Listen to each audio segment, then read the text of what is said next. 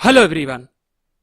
क्या आप कभी ऐसी सिचुएशन में आए हो जहां पे आप पहले से सोच के आए थे कि मैं सामने वाले इंसान के साथ बिल्कुल भी एग्री नहीं करूंगा, चाहे वो कुछ भी बोले, लेकिन at last you ended up doing that thing. आप उसकी बात के साथ एग्री भी करते हो और वो जो काम कहता है वो भी करते हो, इवन दो आपका करने का बिल्कुल भी मन नहीं है। Reason, you are been manipulated. और ये चीज हमारे डे टू डे बेसिस पे रोज होती है, जैसे कि टीवी एड्स, इंटरनेट एड्स, ये सारा पार्ट है मैनिपुलेशन का। अगर मैं आपको एक बहुत सिंपल सा एग्जांपल दूं, कभी आप Amazon या फ्लिपकार्ट पे कोई भी प्रोडक्ट देखने के लिए गए हो और उसके बाद जैसे ही आप अपने सोशल मीडिया एप्स पे आते हो, आपको सेम प्रोडक्ट वहां पे लिस्टेड मिलते हैं। Reason, it is a kind of a manipulation. अगर आपको कोई चीज चाहिए होती है और वही चीज आपके आंखों के सामने आती रहेगी तो आप उस चीज को जरूर परचेज करोगे। आज की बुक से मैं आपको बहुत अमेजिंग लेसन्स बताऊंगा जिससे आप किसी भी इंसान को जैसे चाहे वैसे मैनिपुलेट कर सकते हो। मूवीज की तरह नहीं कि you can make them like walk a robot, पूरी तरह से हिप्नोटाइज कर देना, लेकिन much more similar like that. But आज की जो मैं नॉलेज आपको दूंगा, आप प्लीज उस नॉलेज को एथिकल वे में यूज करना, मींस उससे किसी का नुकसान मत करना। मैं आपको ये जो नॉलेज बता रहा हूं आप सबके अवेयरनेस के लिए बता रहा हूं। क्यों? क्योंकि हमारे आसपास भी बहुत सारे मैनिपुलेटर्स हो सकते हैं। आपके फ्रेंड्स हो सकते हैं, आपके फैमिली मेंबर्स हो सकते हैं, इवन आपके वर्क प्लेस में आपके कोलीग हो सकते हैं। और अगर आपने अभी तक मेरे चैनल को सब्सक्राइब नहीं किया है तो प्लीज जाके सब्सक्राइब करो। क्यों? क्योंकि हर हफ्ते मैं आपके लिए ऐसी अमेजिंग बुक से अमेजिंग लेसन्स लेके आता रहूंगा। सो लेट्स कंटिन्यू, जिसमें सबसे पहला लेसन है हाइडिंग योर इंटेंशंस। जो एक पर्टिकुलर मैनिपुलेटर होगा, या फिर अगर हम अपनी बात करें, हम भी कभी कभार कोई चीज किसी से करवाना चाहते हैं तो हम झूठ बोलते हैं। We try to hide the main thing. हम नहीं चाहते कि सामने वाले इंसान को सच पता चले और वो उसके बिल्कुल ऑपोजिट एक्ट करे। फॉर एग्जाम्पल, सपोज करो कि ये कोई इंसान है जो किसी कंपनी में काम करता है और अपनी जॉब को लेके बहुत ज्यादा कंसर्न्ड है। वो नहीं चाहता कि उसे अपनी जॉब से हाथ धोना पड़े। वो अपने बॉस के पास जाता है और जाके पूछता है कि क्या पॉसिबिलिटीज है कि मुझे मेरी जॉब से निकाल दिया जाएगा।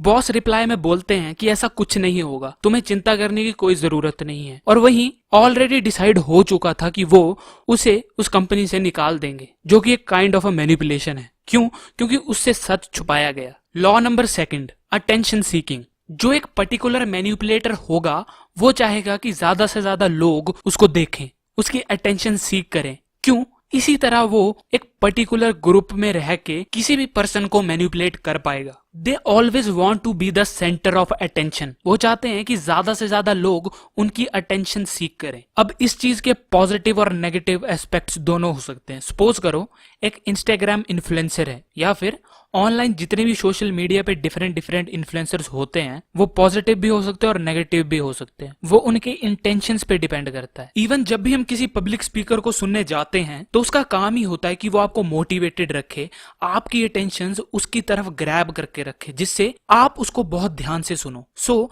अगर वो सिर्फ और सिर्फ अपने फायदे के लिए ये कर रहा है तब वो आपको मैनिपुलेट कर रहा है, लेकिन अगर उससे आप दोनों का फायदा हो रहा है तब वो आपको इन्फ्लुएंस कर रहा है या फिर परसुएट कर रहा है। और इवन आपने टीवी पे भी बहुत सारी एड्स देखी होगी टबैको से रिलेटेड, कि टबैको और स्मोकिंग सेहत के लिए हानिकारक है, जिससे एड्स वाले आपके लिए एक ये इमेज क्रिएट करते हैं कि smoking is injurious to health, आप उससे मर सकते हो, जो कि एक मैनिपुलेशन ही है लेकिन पॉजिटिव वे में। Law number third, behaving emotional. एक पर्टिकुलर मैनिपुलेटर जो होगा वो बहुत ज्यादा इमोशनल एक्ट कर सकता है डिफरेंट सिचुएशन में, डिफरेंट टाइम पे। वो ज्यादा एग्रेसिव हो सकता है, वो ज्यादा सेंसिटिव हो सकता है, वो इवन बहुत ज्यादा फ्रेंडली हो सकता है, वो बहुत ज्यादा केयरिंग हो सकता है, सिर्फ दिखावे के लिए। Even most of the time आपने रिलेशनशिप में भी लोगों को बोलते सुना होगा कि मैं तुम्हारे बिना जी नहीं सकता, is a kind of a manipulation. क्यों? वो आपको ये मैनिपुलेट करके बोल रहे हैं कि अगर हम अलग हो गए तो उसका सारा फॉल्ट तुम्हारा होगा। या फिर आपको एक और सिंपल एग्जांपल दूं, जब भी बच्चों को कोई चीज चाहिए होती है तो वो सबसे पहले उसे मांगते हैं, लेकिन जब वो चीज उन्हें नहीं मिलती है तो फिर वो रोने लगता है। वो इमोशनली मैनिपुलेट करते हैं अपने पेरेंट्स को, और वहीं पेरेंट्स अपने बच्चों को तकलीफ में नहीं देख सकते, जिसकी वजह से वो मैक्सिमम टाइम उन्हें वो चीज ले देते हैं। Law number fourth, playing victim. हर कोई उनके लिए सॉरी फील करता है। वो चाहते हैं कि सब लोगों की सिंपैथी उनके साथ जुड़ी रहे। डजंट मैटर आपकी प्रॉब्लम कितनी बड़ी है, लेकिन वो आपको ये फील करवाते हैं कि उनकी जो प्रॉब्लम है वो दुनिया में सबसे बड़ी है, उससे बड़ी प्रॉब्लम कोई हो नहीं सकती, जिसकी वजह से आपकी सिंपैथी उनके साथ जुड़ जाती है। फॉर एग्जाम्पल, सपोज करो दो दोस्त हैं, जिसमें से एक पर्सन जो है वो मैनिपुलेटर है। एक दोस्त बोलता है कि आज का दिन मेरा बहुत ज्यादा खराब गया, आज जब मैं ऑफिस को जा रहा था तब मेरी गाड़ी का टायर पंचर हो गया। तभी वो दूसरा दोस्त बोलता है कि यार ये तो कुछ भी नहीं है, आज मेरे साथ ये हुआ, इस तरह ये हो गया। वो आपको इतनी सारी चीजें गिना देंगे कि उन्हें लगेगा कि दुनिया में सबसे अनलकी पर्सन ही वो है, जिसकी वजह से आपकी सिंपैथी उनके साथ जुड़ जाएगी, जो कि एक और वे है अटेंशन सीक करने के लिए। Law number 5, depending upon them. Manipulator आपकी इस तरह से कंडीशनिंग करेंगे कि वो आपके लिए ऐसी इमेज बना देंगे कि आपकी जिंदगी उनके बिना चल ही नहीं सकती, बट एक्चुअल में ऐसा बिल्कुल नहीं होता। बस आपको ये यकीन हो गया होता है कि अगर वो मेरी जिंदगी में नहीं रहेगा तो मैं उसके बिना अपनी लाइफ इमेजिन कर ही नहीं सकती या फिर सकता,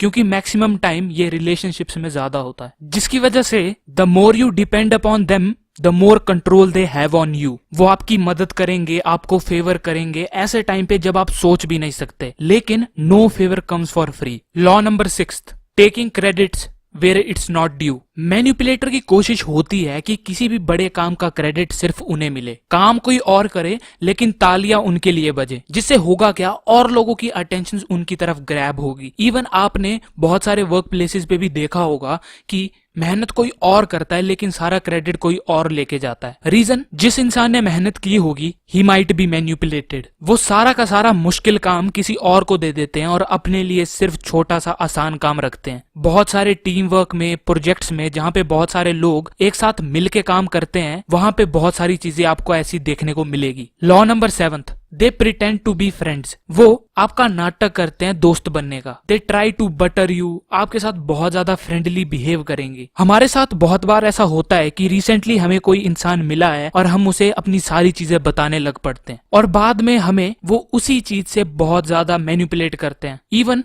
कभी कभार वो ये भी बोलेंगी कि अगर तुम मेरे दोस्त हो तो तुम मेरे लिए ये प्लीज कर दोगे। जिससे होता क्या है, हम इमोशनली वो चीज कर देते हैं। Reason, we don't want to make enemies. आप जो इन्फॉर्मेशन या फिर चीजें किसी के साथ भी शेयर करते हो, वो बातें वो किसी और को बता सकते हैं जिसे आप जानते होंगे, जिसकी वजह से आपका और उस इंसान का रिलेशन खराब हो सकता है। So always think before you speak. कौन दोस्त है और कौन नहीं, इसकी पहचान होना बहुत जरूरी है, क्योंकि किसी ने सही कहा है, the most dangerous thing in this entire world is a fake friend. Law number 8, selective honesty. आपने बहुत बार नोटिस किया होगा कि एक पर्टिकुलर पर्सन ने जो आपको बताया है वो आधा अधूरा है। मींस जो मैनिपुलेटर होगा वो आपके साथ सिर्फ उतनी चीजें शेयर करेगा जितना वो आपको बताना चाहता है। रीजन, वो चाहता है कि आपको सिर्फ इतनी चीज का पता हो, वो आपके साथ कभी पूरी चीज शेयर करेगा ही नहीं। बहुत सारे प्रोजेक्ट्स में, टीम वर्क में, सपोज करो एक ग्रुप है जिसके अंदर 5 से 7 लोग हैं। सो जो मैनिपुलेटर होगा वो सबको वही चीजें बताएगा जो वो चाहता है कि उन्हें पता हो, और